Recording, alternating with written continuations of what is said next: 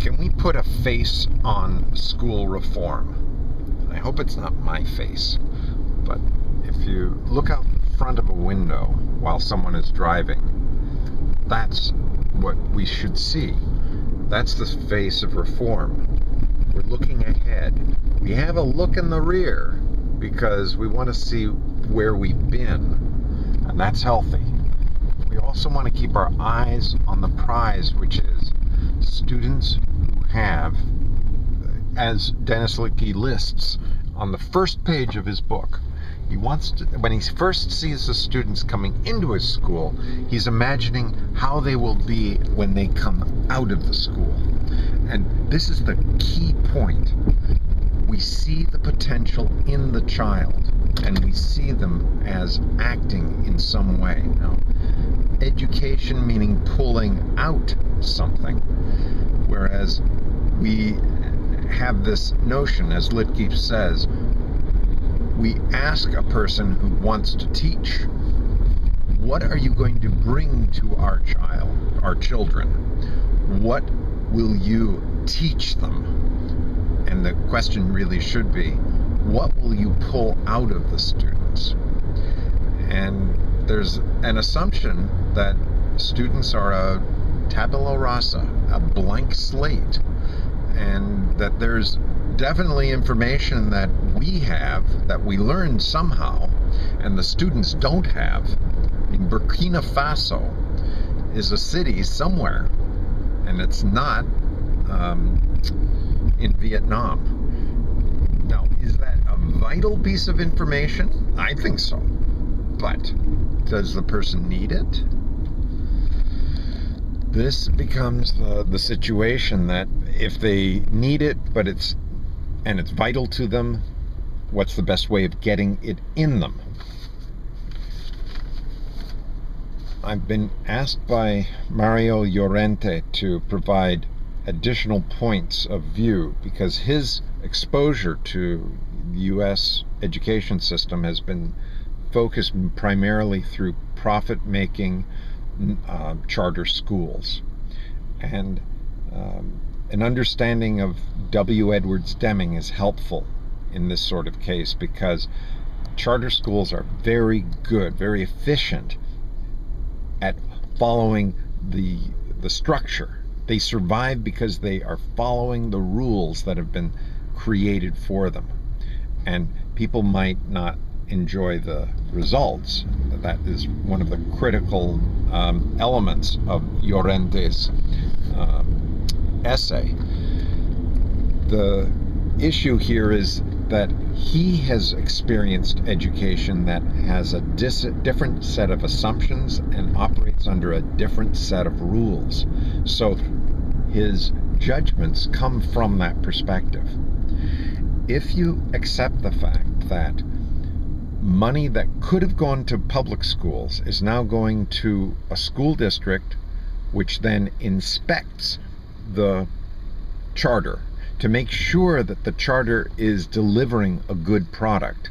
The school district is going to impose its standards about what is a good product. Let's listen to what Peter McWalters said to Dennis Littke. In the first year, in the second year, I could have shut your school down, but I didn't, because I saw that the students were engaged. I saw that the teachers were really trying. And although you weren't meeting the benchmarks that we're looking for, those target results, you were meeting something else. And so McWalters was looking outside of the box that he, as a superintendent or commissioner of education in Rhode Island, would normally have to look. Peter McWalters was saying, yes, the state of Rhode Island has put me in charge of making sure that the money that comes from taxpayers to help students who've fallen out of the main public school system and are now going to Dennis Littke's high school, that those students will get an adequate education and one hopes a superior education to the one that they got in the school that they left. And in most measures, it doesn't seem to work with most charter schools. The measures that are used are did the scores go up? And generally, charter schools do not deliver, on average, better scores than the public school. In fact, students who have gone to charter schools, you compare their scores with how they did after they went to the charter school. The score they got at the public school, and then they come over to the charter school and take the test, their scores are going down. So the assessment is maybe charter schools are not the answer. There is this suggestion that it's the system, not the actual structure of the schools themselves. There may be a systemic problem. W. Edwards Deming said that most errors found in an organization come from the system and its rules. Only about 6% of errors can be attributed to a human failing, some not being able to follow a rule.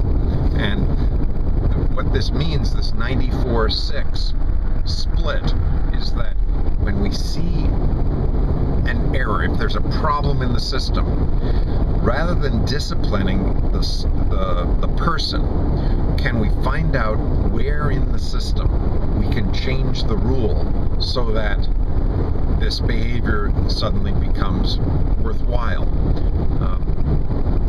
The example would be the student is not passing the algebra test. So therefore, it must be a problem with the teaching method. So the teacher has to reteach. Why is the student not passing this standard? Under the Deming system, we would say, perhaps the system needs to be changed. Instead of having the teacher repeat again something or give a worksheet instead, perhaps it would be, why don't we find out if this particular piece of algebra is needed? And then if it's not needed, we can substitute something else. If it is needed, can we teach it in a different way? Perhaps not by using the teacher. Can we use a video? Can we